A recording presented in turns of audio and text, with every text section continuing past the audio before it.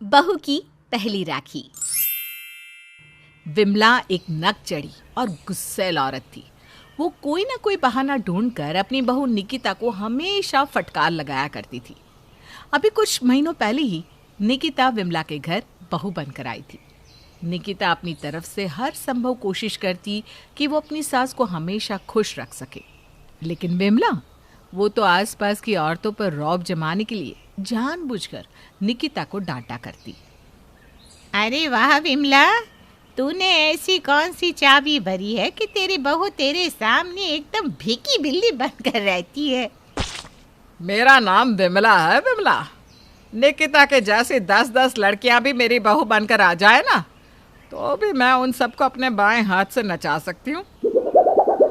हाँ, ये बात तो तूने सही कही, लेकिन मेरी किस्मत तेरे जैसी कहाँ। मेरी बहू ना मुझे बहुत परेशान करती है। जब देखो तब घर के काम मेरे सर पर लाद देती है। काश मेरी जिंदगी भी तेरी तरह होती। अरे इसमें ना तेरा ही कसूर है।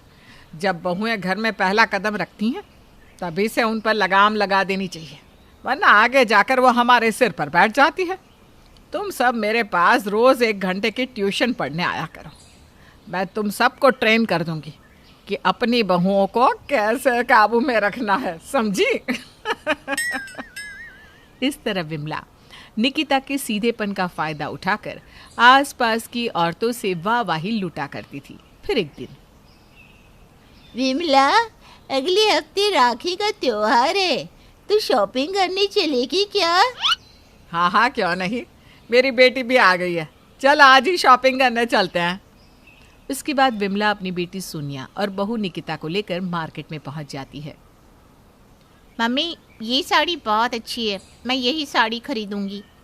हाँ हाँ, ले ले।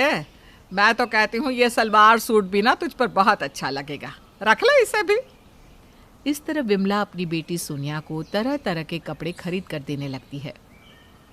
अरे विमला, तेरे बहू भी तो साथ में है, इसका भाई भी तो राखी बंधवाने आएगा, इसके लिए भी कोई साड़ी खरीद ले। अरे इसकी तो अभी अभी शादी हुई है, इसके पास बहुत सारी साड़ियाँ हैं, इसे नई साड़ी की क्या ज़रूरत है। और वैसे भी इसका भाई आ रहा है, कोई कलेक्टर नहीं। अरे लेकिन फिर भी। ए कांता, तू ना ज़्यादा चप्पड़ चप्पड़ मत कर। जब से देख रही हूँ मेरी बहू की तरफदारी में लगी है। तुझे मेरे साथ शॉपिंग करनी है तो कर, वरना भाग यहाँ से। उसके बाद वो औरत पूरी तरह खामोश हो जाती है।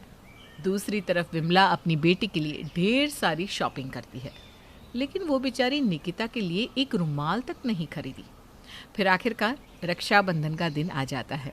निकिता अपने भाई के आने का इंतज़ार करने लगती है। वो तैयार होकर थाली में राखी के साथ एक सोने का ब्रेसलेट भी रख देती है। ब्रेसलेट देखकर विमला और उसके बेटे सोनिया की आंखें फटी की फटी रह जाती है। देखो मम्मी, भाभी ने थाली में कितना सुंदर सोने का ब्रेसलेट रखा है। हाँ, ये ब्रेसलेट तो बहुत ही सुंदर है।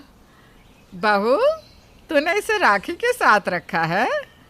कहीं तू अपने भाई को तो ये सोने का ब्रेसलेट नहीं देने वाली? जी मम्मी जी, आपने बिल्कुल सही सोचा। राखी के साथ साथ ये ब्रेसलेट भी मैं अपने भाई को पहनाने वाली हूँ। तेरा दिमाग खराब हो गया है क्या, जो तू मेरे घर की चीज अपने मायके वालों को देगी? कोई जरूरत नहीं है, ला दे इस ब्रेसलेट को मुझे। मम्मी जी, शादी से पहले जब मैं जॉब करती थी तब मैंने पैसे बचाए थे, उन्हीं पैसों से ये ब्रेसलेट खरीदा है मैंने। ये झूठ बोल रही है मम्मी, ज़रूर इसने भाई की कमाई से ये ब्रेसलेट बनवाया है। इस घर में आए कुछ महीने हुए नहीं और ये अभी से आप लोगों का दिवाला निकालने पर तुली है। तभी वहाँ निकिता का पति विजय आ जाता है। क्या हुआ? आप सब लोग इस तरह क्यों चिल्ला रहे हो?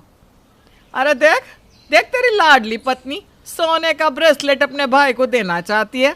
अगर इसे हमने अभी नहीं रोका ना तो आगे जाकर क्या पता ये हमारा घर ही अपने मायके वालों के नाम लिखवा दे। माँ अगर ये अपने भाई को सोने का ब्रेसलेट देना चाहती है तो इसमें बुराई क्या है? अब कैसी बात कर रहे हो भाई, यह आपकी कमाई का ब्रेसलेट है, भला भाभी अपने भाई को कैसे दे सकती है? तुमसे किसने कहा कि ये मेरी कमाई का है? निकिता ने अपने पैसों से खरीदा है। अपने पैसे अपनी मर्जी से खर्च करने का इसे पूरा हक है। वाह बेटा वाह, बस यही दिन देखना बाकी रह गया था। अपनी बीवी के लिए तू अपनी माँ और बहन के साथ बहस कर रहा है।